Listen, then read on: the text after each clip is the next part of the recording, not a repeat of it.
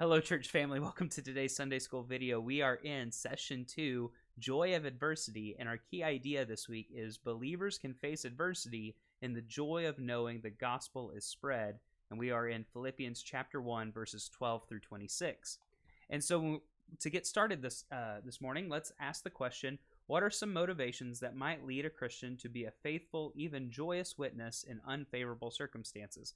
And I think that the best thing for us to do right now is to look at the Christians in Afghanistan who are being constantly persecuted, who are being routed out of their houses, who are having to have worship and their church services in secret and under the constant threat of death and persecution. And these people are still meeting together. They're still spreading the gospel. They are still being joyous witnesses even amidst this persecution. And yes, they are trying to get out of the situation they're in at the hands of the Taliban, but they are still doing the Lord's work even among that tumult, that terrible, terrible persecution. So the context for today's lesson, we are in, like I said, we're picking up where we left off last week at the end of verse 11. And we know that last week was the opening to the letter of the Church of Philippi. But now Paul goes from thanking and greeting to just kind of explaining what's going on. There's some things that he's looking at, some rivals he talks about here, and he talks about his persecution a little bit. So he is encouraging the Philippian church to find joy in adversity. He shifts to a discussion of his sufferings and its impact on his ministry.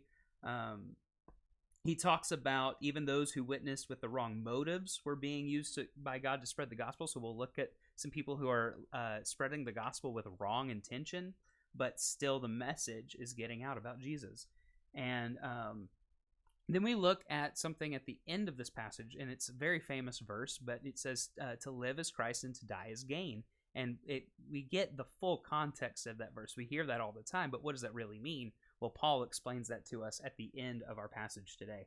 So we will jump right in, and I will go ahead and read these 14 verses we have here. Now, I want you to know, brothers and sisters, that what has happened to me has actually advanced the gospel, so that it has become known throughout the whole imperial guard and to everyone else that my imprisonment is because I am in Christ. Most of the brothers have gained confidence in the Lord from my imprisonment and dare even more to speak the word fearlessly. To be sure, some preach Christ out of envy and rivalry, but others out of goodwill.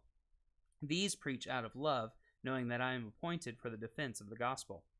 The others proclaim Christ out of selfish ambition, not sincerely, thinking that they will cause me trouble in my imprisonment. What does it matter? Only that in every way, whether from false motives or true, Christ is proclaimed, and in this I rejoice. Yes, and I will continue to rejoice, because I know that this will lead to my salvation through your prayers and help from the Spirit of Jesus Christ. My eager expectation and hope is that I will not be ashamed about anything, but that now, as always, with all courage, Christ will be highly honored in my body, whether by life or by death. For me, to live is Christ, and to die is gain.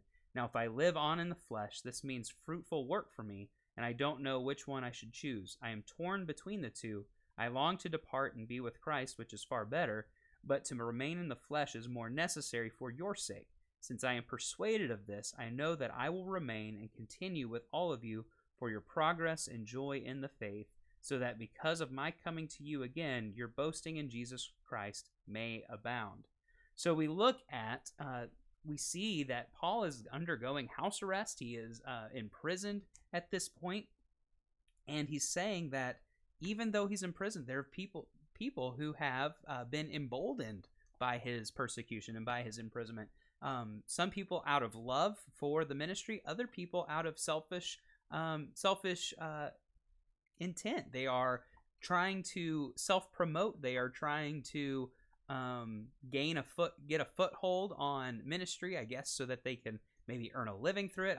It doesn't really speak, but it even says out of envy and rivalry. So people who think they're better preachers, I guess, than what Paul than they consider Paul to be, and so they're trying to have a better ministry than Paul. And Paul says, great, because the word of Christ is still getting out. So he's almost encouraging that little bit of competition there. So this first section we're going to look at is open doors, and this is verses 12 through 14. Now I want you to know, brothers and sisters, that what has actually happened to me has actually advanced the gospel, so that it has become known throughout the whole imperial guard and to everyone else that my imprisonment is because I am in Christ. Most of the brothers have gained confidence in the Lord from my imprisonment and have dared even more to speak the word fearlessly. So Paul is inviting the church to action, not simply passive presence. He's saying, I want you to know, I want you to understand, I want you to be involved in what is happening here. I want you to not be scared, not sit on the sidelines, but because I am essentially out of the game, the missionary game, I want you to take my place and go into the world and take up the standard that I have kind of left behind because I'm in prison. And so he's encouraging other brothers in Christ to go out and spread the gospel. He's saying that others have been emboldened and have gained confidence in the Lord from my imprisonment. These people have taken up the slack that was left behind. They are going into the world and preaching the gospel because Paul can't. All he can do is minister to his Roman guards that are around him, and he says that he has. And he can write letters encouraging other churches, and that's what he does. And that's how come we have so many letters of Paul in our New Testament canon. So how does persecution open the door for sharing Jesus? What examples might be pointed to in answering this question? So the biggest way that persecution opens the door for sharing Jesus is people see how we react under bad circumstances. And you can, if you have no hope, if you have nothing to look forward to when you die, you're going to be constantly trying to avoid, and you're going to be in a place where you're not going to be able to find joy in your persecution, whether it be imprisonment or torture or whatever. And no one's going to enjoy torture. That's not what I'm saying, or enjoy persecution, but they can find joy in persecution because they know that it will lead to their glorification if they are a true believer.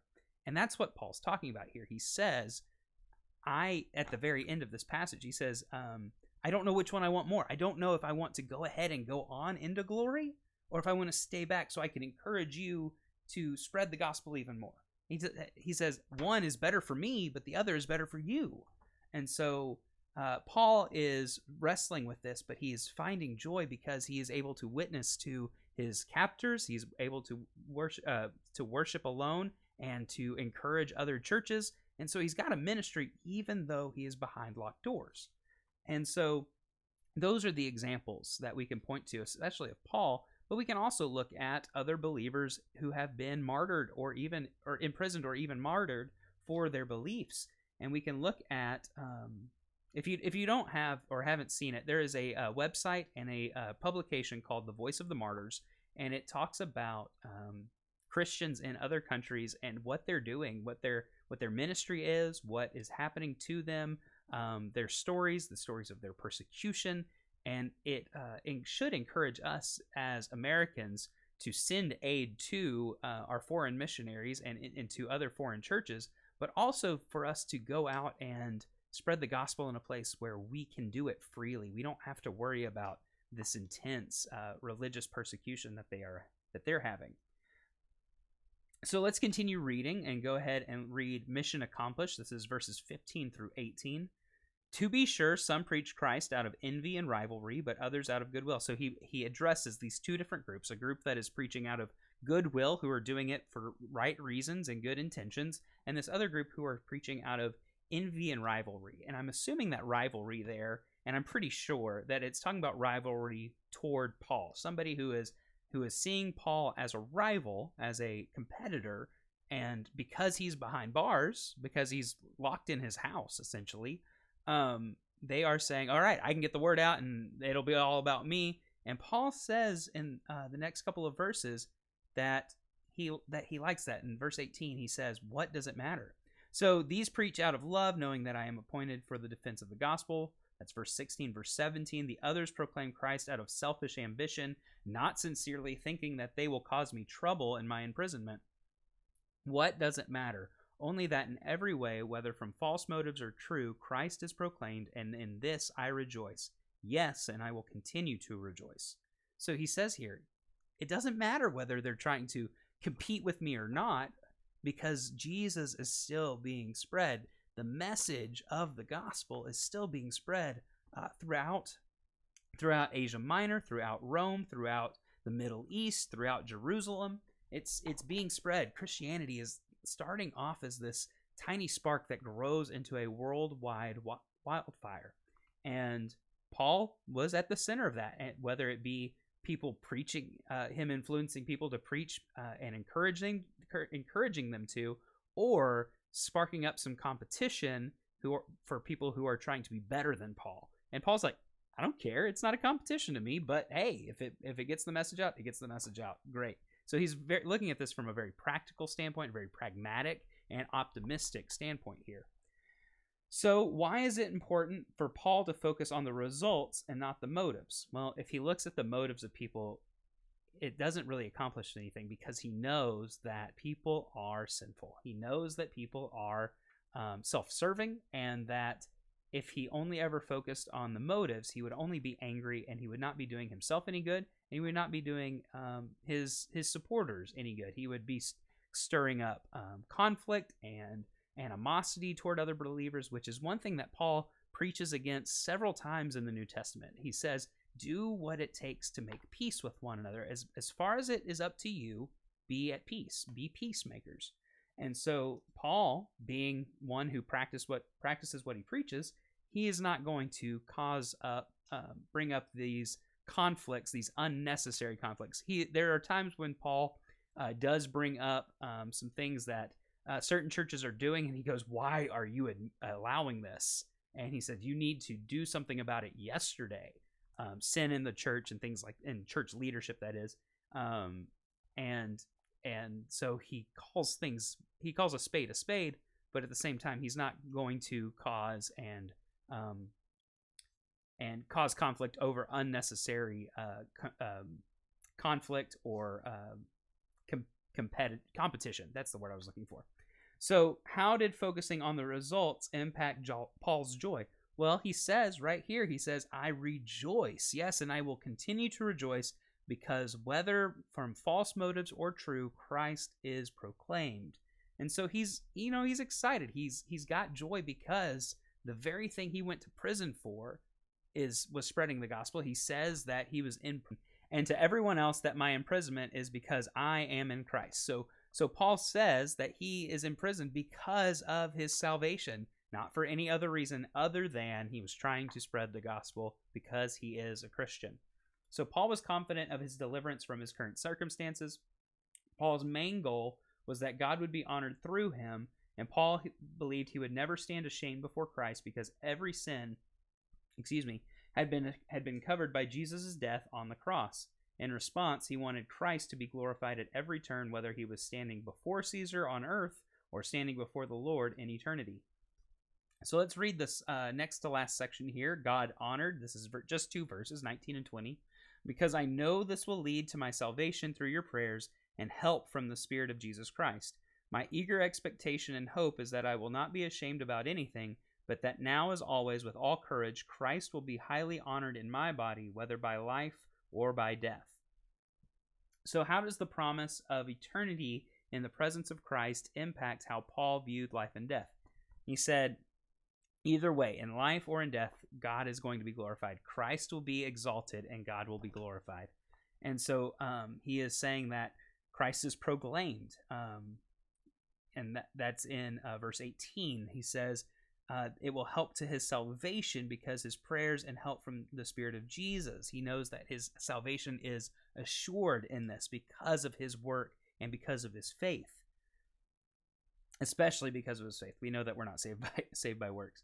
And his eager expectation and hope is that he will not be ashamed about anything, but now, as always, with all courage, Christ will be highly honored in my body, whether by life or by death.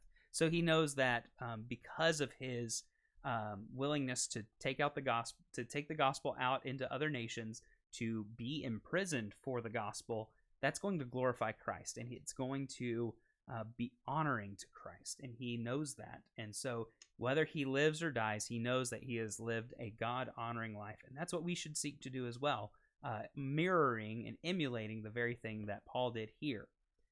And so then the last section we have, the last 6 verses here, is called Christ Alone. Let's read that together. For me, to live is Christ, and to die is gain. Now, if I live on in the flesh, this means fruitful work for me, and I don't know which one I should choose. I am torn between the two. I long to depart and be with Christ, which is far better, but to remain in the flesh is more necessary for your sake. Since I am persuaded of this, I know that I will remain and continue with all of you for your progress and joy in the faith, so that because of my coming to you again, your boasting in Jesus Christ may abound. So how does seeing others grow in their faith encourage the one who is helping them do so? How are both benefited? Well, just like a teacher of any kind gets encouragement out of seeing their students learn and grow, Paul is growing as well and learning and taking encouragement from that as he's doing the right thing. He's teaching the right stuff. The gospel is being spread. And so it's benefiting him because it's giving him encouragement while he's in a terrible situation. It's benefiting the others, this other group. I'm sorry, my dog is making a lot of noise, if you can hear that. It's benefiting them because they are doing the things they need to do for good ministry. They're working hard. They're glorifying the Lord through what they're doing, their good works. And it is, everyone's growing and thriving in the gospel. And that's what we should seek to do as well. We should seek to spread the gospel and also encourage others to spread the gospel. And so that is what Paul has for us today about his persecution and imprisonment and looking at joy in adversity. Thank you for being with me this morning. I look forward to leading worship and singing with you very soon.